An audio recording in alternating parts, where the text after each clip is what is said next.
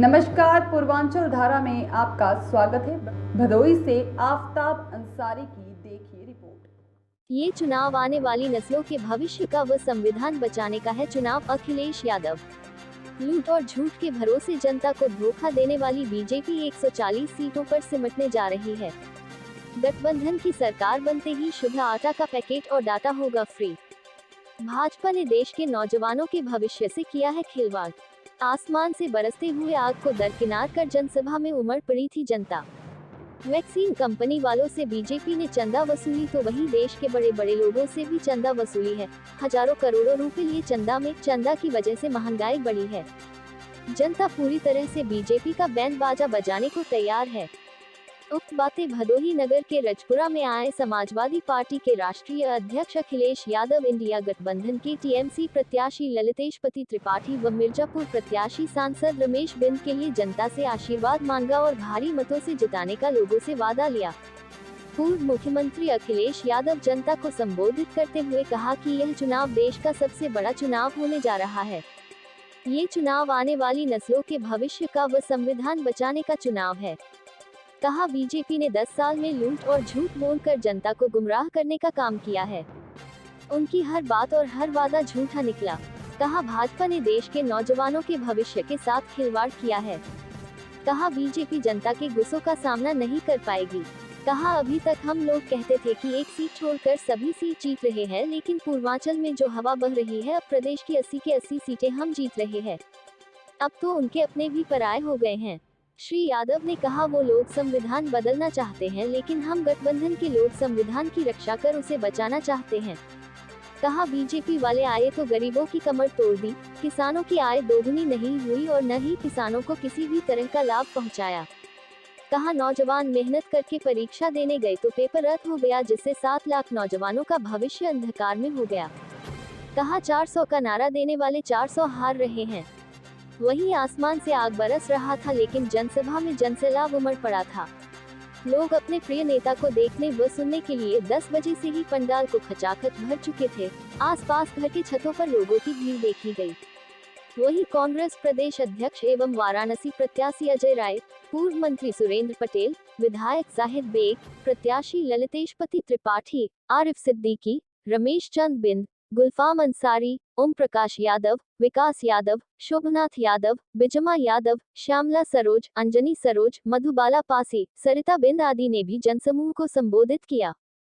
मंचासीन गुलाम सरफुद्दीन अंसारी, असलम महबूब, फिरोज वजी, आम आदमी पार्टी के जिलाध्यक्ष अशोक यादव, रमेश दुबे, मान सिंह यादव, पन्ना लाल यादव, कांग्रेसी के पूर्व जिलाध्यक्ष नीलम मिश्रा, सपा जिलाध्यक्ष प्रदीप यादव, अली शेर खां, कामिल अंसारी, मुन्ना यादव आदि रहे। कार्यक्रम के संचालन हृदय नारायण प्रजापति ने किया। भरोसा करते हैं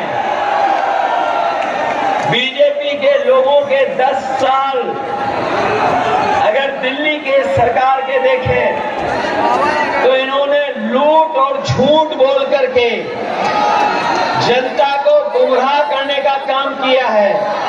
इनकी हर बात झूठी निकली है और हर वादा इनका झूठा निकला है।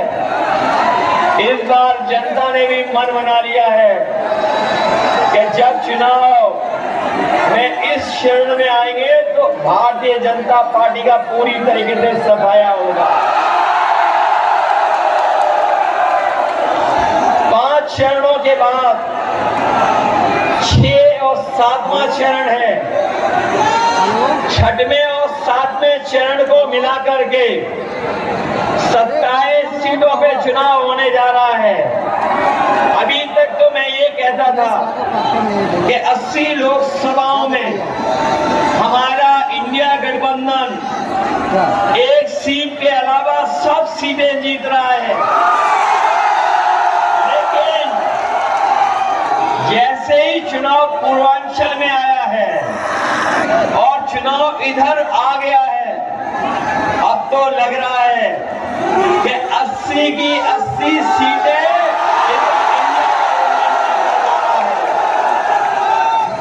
और ये तो ब्रेकिंग न्यूज नहीं है 80 सीट जीतना, क्योंकि आपके बगल की लोकसभा की सीट ये काशी नहीं है, ये क्यूटो है।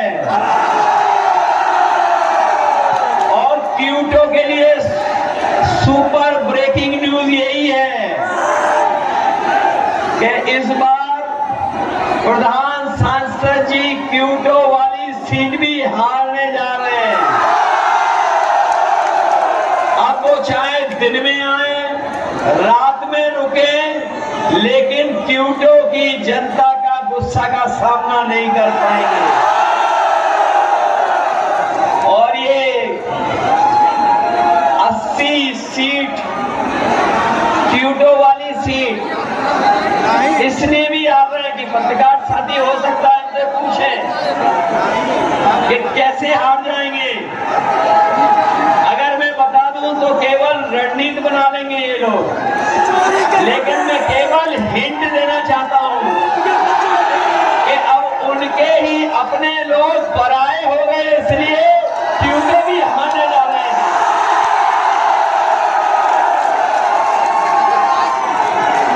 ये लोकसभा का चुनाव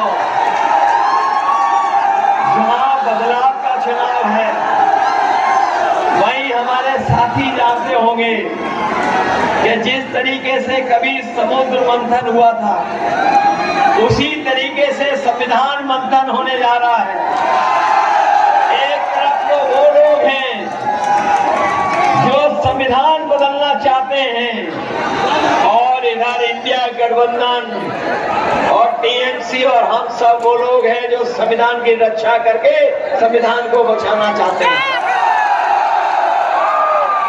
जहां संविधान बचाने की लड़ाई है, वहीं मैं अपने किसान भाइयों को याद दिलाना चाहता हूं, ये भारतीय जनता पार्टी के लोगों ने कहा था कि आपकी आय दोगुनी हो जाएगी, लेकिन 10 साल में किसी किसान की आय दोगुनी नहीं हुई, न आय दोगुनी हुई, न कोई किसानों को लाभ पहुंचाया।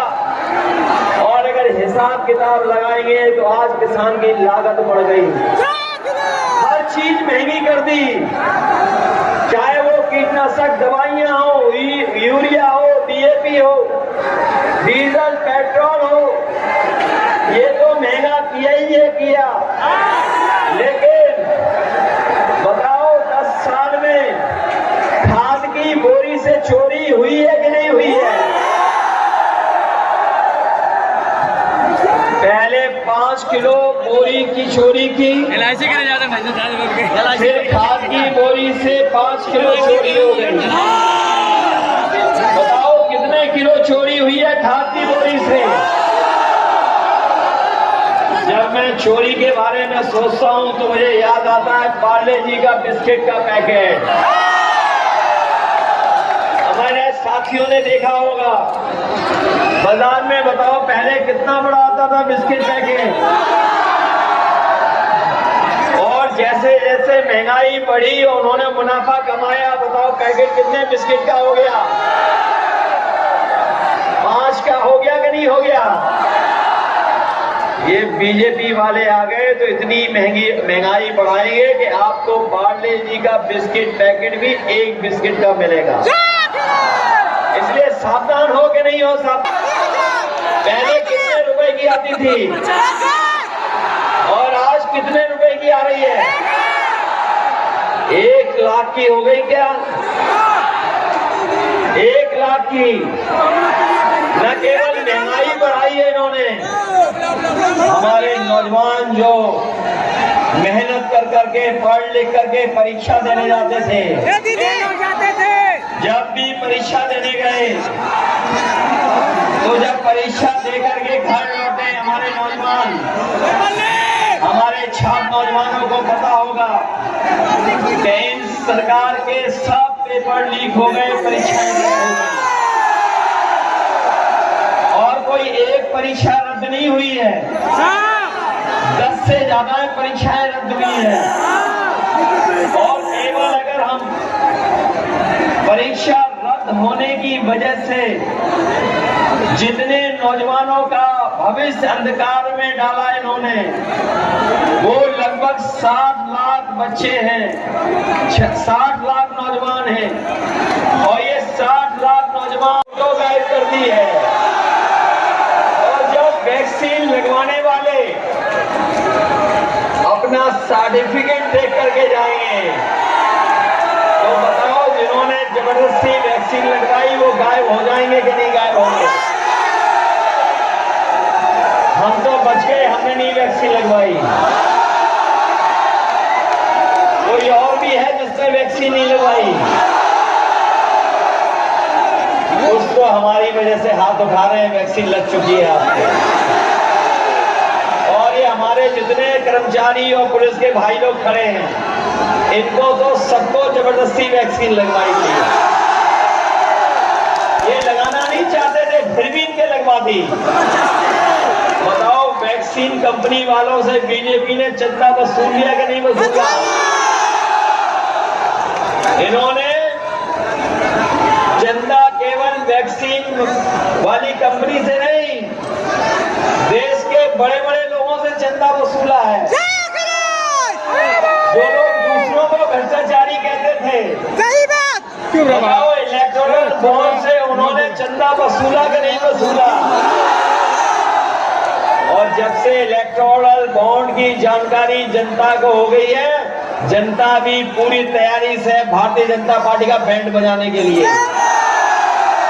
हजारों करोड़ रुपए लिए इन्होंने चंदा में। और चंदे की वजह से ही महंगाई है। जहां इन्होंने भ्रष्टाचार किया, वहीं चंदे की वजह से महंगाई भी बढ़ी है। इसलिए हम साथियों आपसे निवेदन करने आए हैं, ये चुनाव देश का सबसे बड़ा चुनाव होने जा रहा है। ये केवल हमारे आपके भविष्य का चुनाव तो है ही, लेकिन आने वाले पीढ़ी के भविष्य का भी चुनाव है।